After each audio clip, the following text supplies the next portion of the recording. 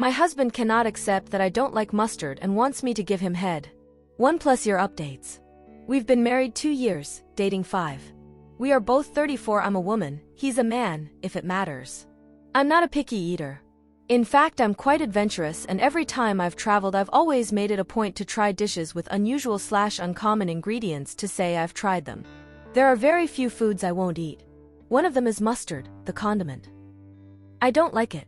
I just don't. The taste is very strong and overpowering, and it's an unpleasant taste. I've tried yellow, stone ground, honey, artisan, brown, spicy, you name it. I have tried them all. And I just don't like them. My husband for some reason never understood this. He loves mustard, especially honey mustard. He puts it on all his sandwiches, dips his fries in it. And every time he tries to force me to try it, he'll insist I'll like it this time. I'm a grown-ass woman. I know what I don't like. And I don't like mustard. So I'll say no, and it'll devolve into a mini argument where he'll call me picky. Well, last night we were on the road home from a weekend trip we took together, and he stopped at a gas station to get us a quick bite. He got a hot dog slathered in mustard. I got one but decided to keep it plain. I don't really love hot dogs to begin with, but I will eat them. While we waited in line, he asked what I got on mine. I told him nothing. He actually got furious and grabbed it from me. He marched over to the condiment station and began putting mustard on my hot dog, telling me to grow up and stop being picky. I just walked out and sat in the car. I didn't even want the damn hot dog anymore. My appetite was gone. He came back and began screaming at me for embarrassing him even further. The word divorce was said for the first time ever. I secretly recorded his screaming because I was genuinely afraid I would die. He was driving erratically, swerving and speeding. I'm in a hotel tonight. He ignored me all day at work, and then the calls started around when he realized I wasn't coming home. Non-stop voicemails and texts. He sent me a screenshot of a Google search for local divorce lawyers. I haven't eaten all day and I've been sobbing in this damn hotel room. I don't want to get divorced, and I wish I had just eaten the ducking mustard. Someone, anyone, please give me an explanation. Am I in danger? Why would he react this way to a preference of mine? I'm completely broken right now. Update. Some answers I guess to questions I saw. Regarding when I said no to Jingalinga. He respected me if I said no to having Jingalinga, but he would ask for BJ's over and over. I used to give in at first until I started dreading doing it. He tried buying all this stuff to make me like it, to make it easier or whatever. I used to like BJ's. But now I don't like giving them to him. But he'll still ask over and over. I started responding with, I said no. Are you going to force me to do it? And he'd get squeamish and offended that I'd implied he would rape or assault me. If I have a support system, no. I've always been a very small circle kind of person, and I lost touch with casual college friends. My friends are his. It makes me feel like a loser, but I don't really have friends of my own. My parents are dead. My dad died when I was a teen, and my mom passed recently of heart failure. I have no siblings. I'm financially capable of living on my own, and I could pay for a divorce. I just really didn't want things to be this way. The mustard thing was always just an annoyance to me. I didn't consider it a deal breaker, but obviously it is for him. We have no kids and no equity. Our finances are separate save for one joint account we equally contribute to for bills. We were looking at buying a house. I'm safe. I'm at work and I'm staying in the hotel until further notice. He has continued to text. One message said that he loves me and doesn't want to lose me, but I've forced his hand by refusing to communicate or come home. I haven't answered. I don't know what to say. I forced myself to eat my favorite takeout late last night, but it tasted like cardboard. I stayed up late compiling a list of every time he has shown worrying behavior. I guess the mustard is the tip of the iceberg. Update 2. Sincerely, thank you all for your kind words as well as sending me links to resources. He has reverted back and has told me that he never wants to see me again, so I suppose that gives me time to read that book that someone on Reddit suggested to me. I forget the name. I will admit, while I was at work and thinking of the lonely room waiting for me after 5, I considered just going home. But I knew what awaited me. I'm too drained to muster up the kind of apology he would be expecting in order for things to go back to normal. I honestly fear that our normal is detrimental to me. I also don't want to apologize. I don't think I did anything wrong, and you all helped validate that. I always felt like I was the one disturbing the peace. He'd get so upset over things that were little to no effort for me to just do or go along with because I loved him. And somewhere along the way I think I lost myself. I never liked mustard. I never liked golf, camping, or red wine. But he loves all of these and wants me to love them too. He said he was introducing me to his hobbies so we would have shared interests as a couple. But I have realized that out of all the things I used to like, he has either refused to try or ignored my interest. Our shared interests are just his. God, how do I feel like my own person again? My world broke not 2 days ago and now I'm drunk at a hotel bar switching between Reddit and researching divorce lawyers. I still don't want to divorce. It's so permanent. I never pictured myself as a divorcee. I used to think that every choice I made deliberately. It used to be a point of pride for me. But he's making this choice for me. And it hurts. Update 3. First of all, I took this week off at the encouragement of my employer. I plan to spend it finding a therapist that specializes in domestic abuse and sexual assault, which I've come to realize I am a victim of. I feel completely numb.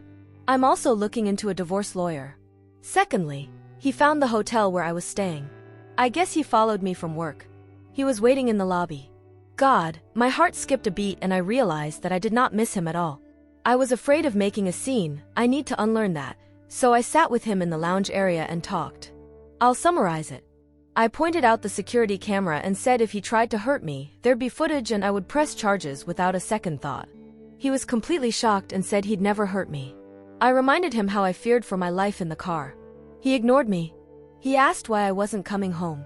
I was completely blank-faced when I told him, because you're divorcing me. He said he didn't mean it and was just upset. I said, when normal people are upset, they express it in a healthy way. You threatened the end of our marriage. I'm taking you seriously. He got pissed and asked if I was saying he wasn't normal. Honestly, I just wanted the conversation to be done, so I told him if that's really all he heard then there was no point in talking anymore.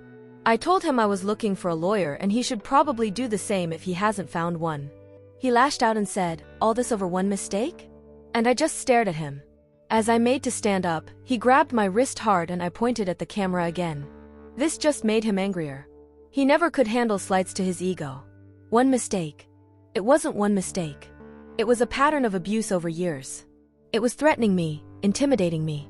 I told him if he tried to contact me again beyond sending me his lawyer's details I'd be calling the police. He let me go. I want to say I was a badass and celebrated in my room. I collapsed onto my bed and began sobbing. I was just so sick and angry and sad. He truly doesn't care about me. I've been crying on and off while calling local therapists. God, why is it so hard to find one? The amount of therapists that advertise but turn out to not be accepting new patients is unacceptable. I've looked into victims of DV/DA support groups as well. In the span of less than a month my life has completely changed. And he isn't remorseful at all. He just thinks it's all my fault. OP's last comment. I will probably move.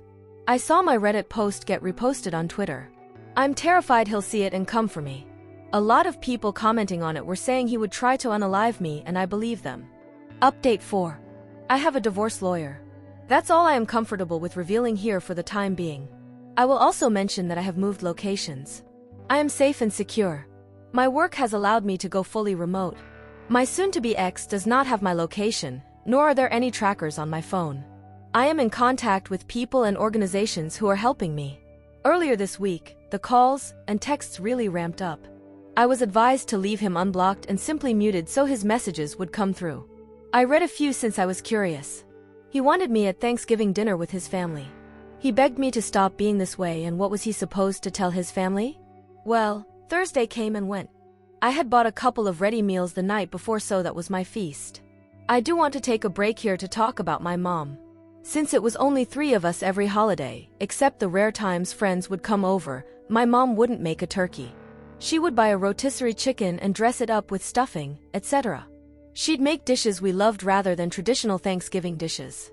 My favorite side dish of all time was French fries. My dad loved grilled asparagus with cheese. So we would have a rotisserie chicken with French fries, asparagus, and some garlic toast, my mom's favorite. The first time I had real traditional Thanksgiving food at a friend's house, I apparently told my mom loudly I didn't like it and asked where the fries were, haha. So this year, instead of my soon-to-be ex-husband's family's Thanksgiving food, I bought asparagus, fries, garlic toast, and a couple of slices of rotisserie chicken. It wasn't half as good as my mother's meal. But when I say I cried eating it, it felt like they were with me that night. I guess my absence at the dinner forced my soon-to-be ex to tell his family that I was separated from him. So Friday morning I got a phone call from an unfamiliar number. I answered it, thinking maybe it was my lawyer's home phone or another person I was in contact with.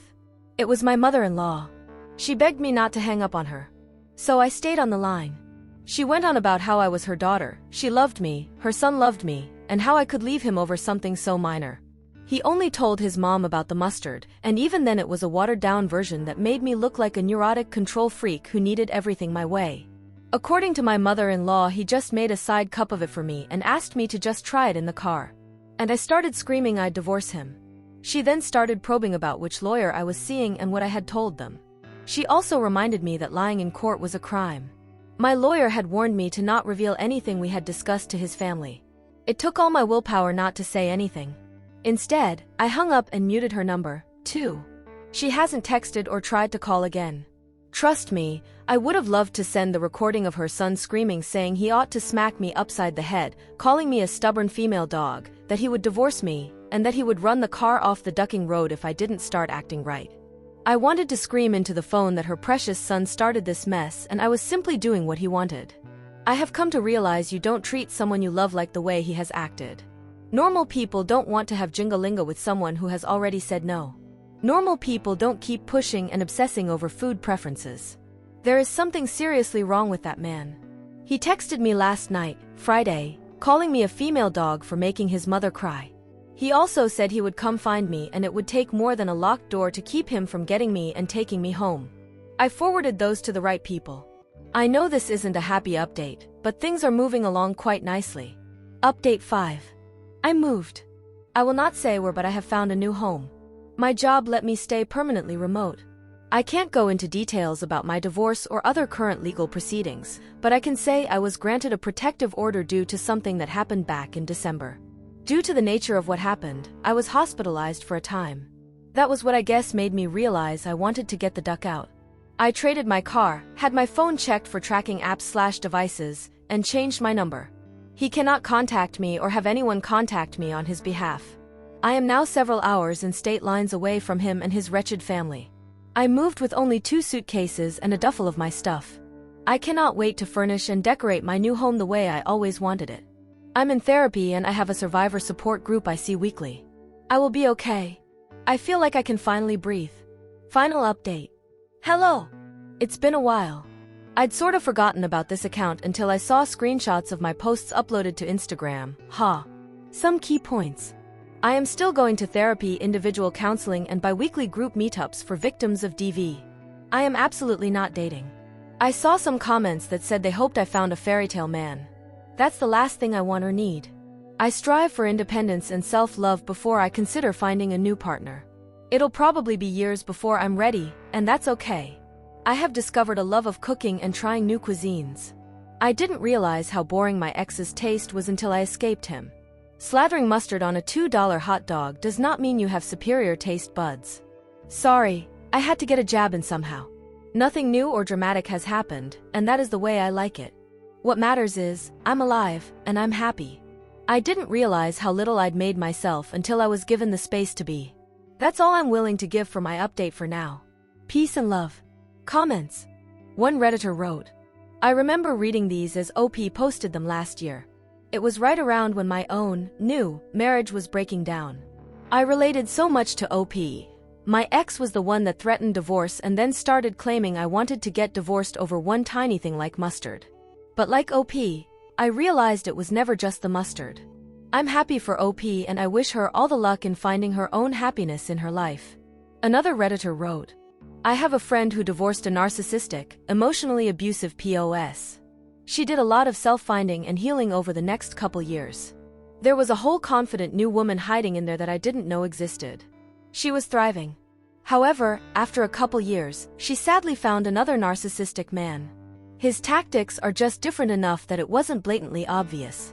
Now, I have seen her revert back to her old ways, walking on eggshells without realizing it, appeasing him always, justifying her actions as being what she really wants, but we all know she's just trying to keep the peace, you know, the usual. I'm not sure he's abusive per se, but he's definitely always in control to some degree. There's no talking her out of it. Frustrating as it is, I don't blame her. Her prior relationship lasted from the time she was 20 until she was 38. It's all she knew. As much as she hated it, it's still a familiar and oddly comfortable place. I pray, for OP's sake, that she takes enough time to break the habit and get herself strong enough to never end up in the same situation again. These men have a sixth sense for women's vulnerabilities and won't hesitate to pray for them. Stay strong, OP, if you see this. You're doing everything right. We are all rooting for you. So this is the bittersweet ending of this story. If you guys have any thoughts or suggestions, write it down below in the comment section.